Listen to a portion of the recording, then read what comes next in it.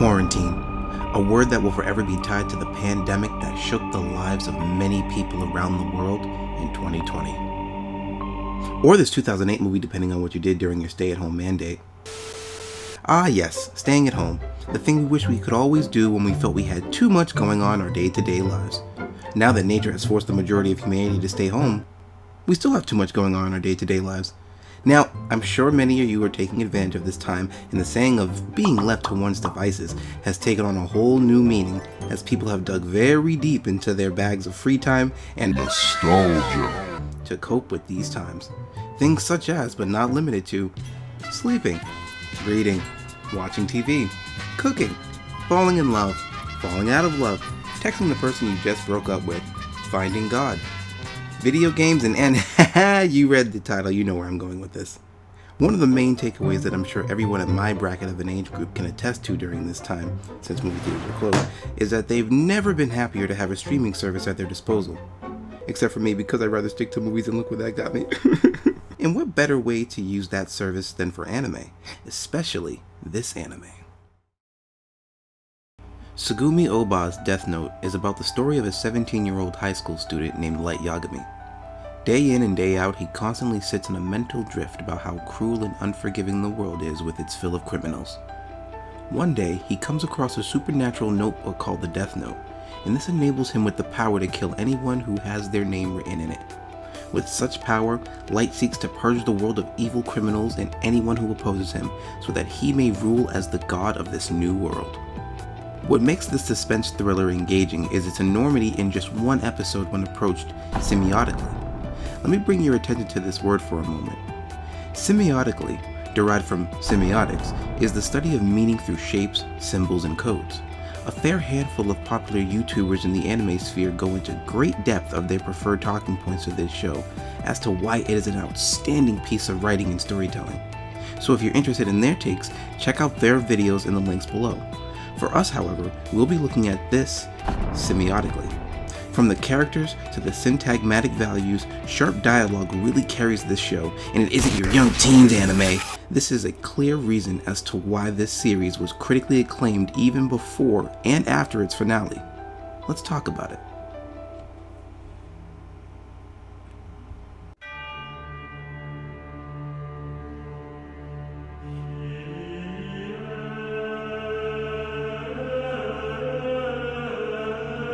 Our story starts with our protagonist, Light Yagami.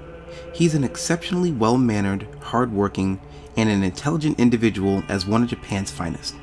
However, Light has an interesting outlook about him that we as the audience analyze very quickly early in. First off, his name is not commonly heard of, even in the realistic aspect of Japan's naming domain. To us, Light can be interpreted as purity, goodwill, peace, and godliness. In Japan, however, Light is interpreted as the moon. To an American audience, particularly those who aren't familiar with anime, I feel bad for them, probably perceived his name to take light for what it implies based on those earlier descriptions and not tie it to the moon, or any double meaning for that matter. Right? Wrong! You better start paying attention, newbie, because this isn't your young teens anime, this is...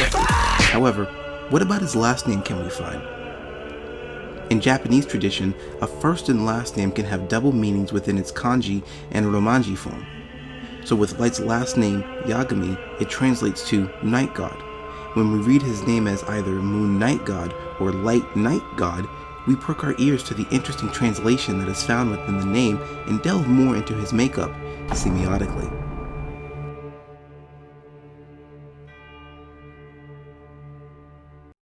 Light is so immersed in how he hates the current state of the world that when we see him in deep thought, we are shown his color of either red hair or red eyes, and even a combination of both.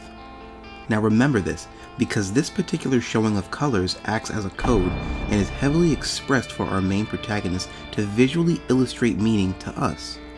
Codes give us a set rule when we look at a symbol, signs, etc., and we try to extract meaning from said colors. Our brains are just good like that. Red equals danger, green equals wealth, blue equals calmness, the rainbow, you get the point. It strikes us with much meaning given our connotations to the color red. Now keep in mind that Light is a person with the heredity of light brown hair and eyes, so normally this presents us with warmth and a sense of coziness when we see Light in brown colors. For Light to be depicted visually in red signals us with some kind of danger, violence, murder, or ill intentions at the thought of what he could be potentially hiding.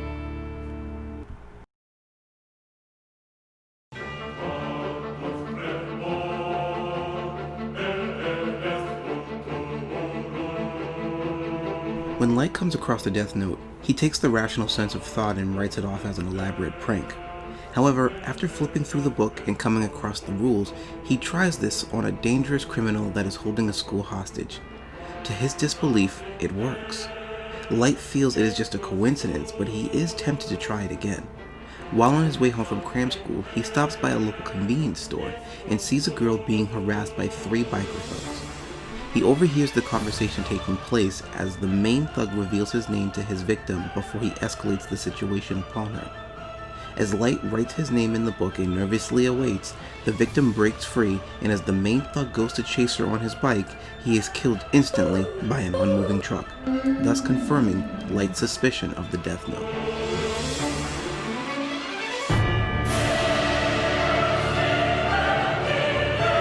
Light makes his way home, shockingly amazed at what he has just witnessed, and by his own hands no less.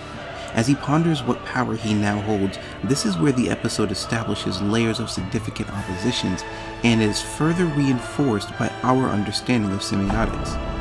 The opposition, i.e. the criminal, gives us a fundamental sense of this world's meaning. The concept of a criminal is essentially a human who opposes a set law or laws to fit their agenda, desire, wants, and needs. They are willing to do anything to get what they want, be it cheating, stealing, or killing. It's a realistic opposition that we can all relate to on some level, and even empathize with it more if we have been victims of criminal activity or on the receiving end of it. Despite this code for a criminal, criminals are still human beings at the end of the day, and clearly act on a motive that could range from unforgivable malice to trying to take care of their family. We'll never know the full story, only what the media presents to us and what we fill in the blanks to a narrative that we want to be reasonably or absolutely true. An interesting side note to us humans is that we are at the top of the food chain. Therefore, we have no immediate predators, other than ourselves. Emphasis on predators because some things are capable of killing us, like tier S rank animals, so don't go out there thinking you can take a bear because boy are you gonna get DiCaprio. But the overall gauge of human strength in terms of strategy, intelligence, and weapons, especially weapons, hails us as the dominant species. Still, does this make us untouchable? We may not have immediate predators, but we are our own worst enemies. That's what makes this significant oppositions in this show shine. Criminals are humans but fall into an oppositional role when characters we've come to know are encountered by them, like the clash of coded natures just before the clashing of morals and fists.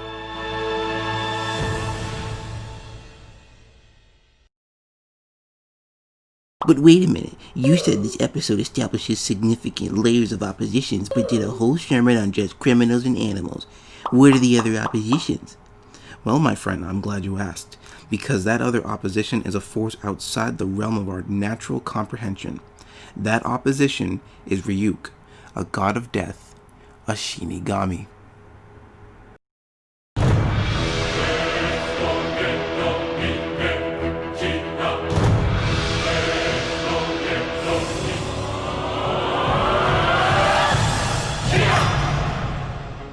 Ryuk is our next opposition.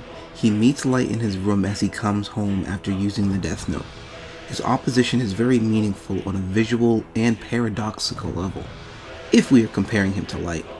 He stands at 8 feet tall with big yellow eyeballs, piercing red pupils, an elongated face if not a contorted one, and a black bluish spandex attire with black shoulder fur and large retractable wings. Ryuk and Light are clear opposites from everything we've covered so far. But why does their meeting happen, we ask? It is first revealed to us by Ryuk that whoever touches the Death Note is bonded to the Shinigami until the person dies, or the Shinigami writes the user's name in their Death Note. That's right, the Death Note that Light bears is actually Ryuk's. Ryuk admits to purposefully dropping his Death Note in the human realm and did so out of pure boredom. Thinking back on Ryuk's paradoxical side, this opposition to Light is a strange one, because he does not side with Light and even tries to talk him out of keeping the Death Note. He even goes as far as to mention that should he return it, he loses all of his memories with it, and all is done. No harm, no foul. Light boldly declares that anyone would have lost their mind with such power, and his stature is clearly far different than the norms of those around him, from what we've seen so far via semiotics. Therefore, he does believe that he's intended to be the rightful owner and make change in the world with it. However, Ryuk laughs and infers that this is all internalized as his whim, because the situation of the supernatural happened by mere chance and everyone is simply playing the hand they have been dealt with. In short, Light is the effect and Ryuk is the effect. Ryuk even has no intention of helping Light in his grand plans, but would rather play the entire situation out as a game that will interest him for the time being. Ultimately, he understands Light's ambition for a new world, but never outright supports it. He only gives a blood-curdling smile and says, "Humans are so interesting."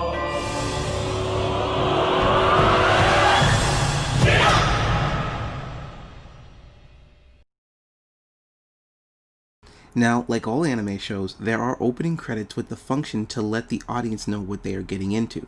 The opening of Death Note is very somber, moody, and heavily symbolic, all with connotations strung to them when we connect those dots semiotically to their implications and ask, what does this have to do with the overall moral of the series? Now that we understand the characters mentioned and the premise at hand, we can pick apart some key opening images for great significant signals. It begins with an upside-down shot of Light, opening his red eyes and cutting to Ryuk looking out under a yellow sky and a time-lapse effect with red eyes as well.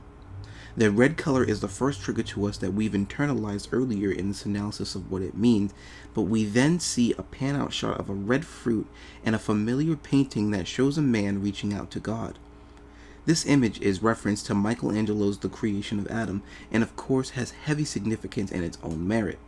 But with color, the fruit, and the reference in this particular imagery, we have Ryuk handing the fruit to Light, and Light reaching out to take it. Now we know the fruit holds a strong religious connotation with Eve being deceived by the serpent to bite the fruit, and thus unintentionally putting sin in the world, and ultimately disobeying God. This image alone can be received as him allowing himself to be susceptible to biting the fruit and indulging in all of his delusions of grandeur, which in this case would be his desire to purge the world of evil. That assumption is not too far off, in fact, because after the introduction of the title series, Death Note, we see the fruit fall in a background of darkness followed by Light catching it in his palm as the music pauses its beat for a split second.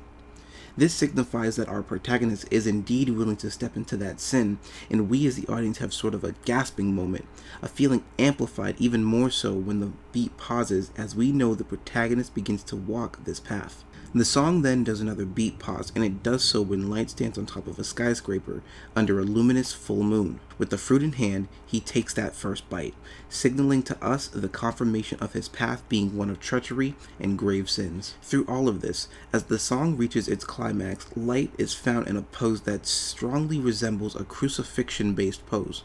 This is clearly in reference to Jesus Christ and how his sacrifice was for our sins and life on earth now. The most ultimate pro-gamer and altruistic move that anyone can do for you, and he just did it. Holla at your boy. Ultimately, the opening tells us that Light believes his purpose on earth is equal to that of the Savior himself, and through his divine retribution he will make everyone live in a world of peace, free of wrongdoers and sinful humans.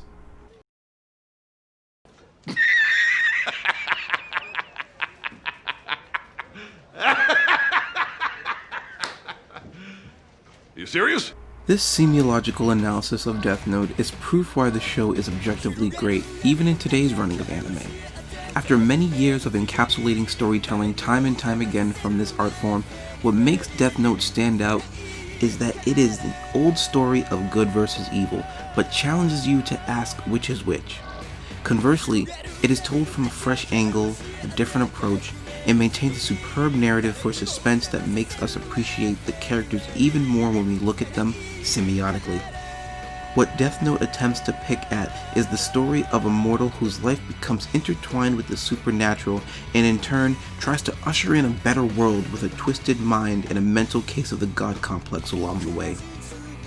The series gives great exigence on the light versus dark concept and has its characters, motives, signals, and synopsis function so well to their purposes that it leaves us thinking by the end of the episode, if not the whole series, is light good or evil? That question ultimately boils down to how you value morals and ethics when applied to a story like this.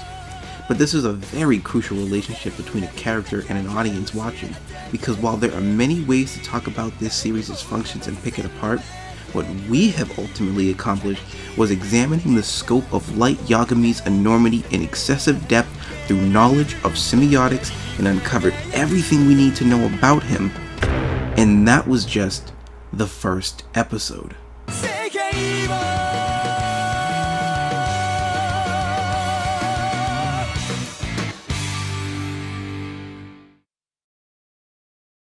Nestle's creamy milk chocolate with crunchies tastes just as good as it sounds. Chocolate is scrumptious when it crunches. That's why I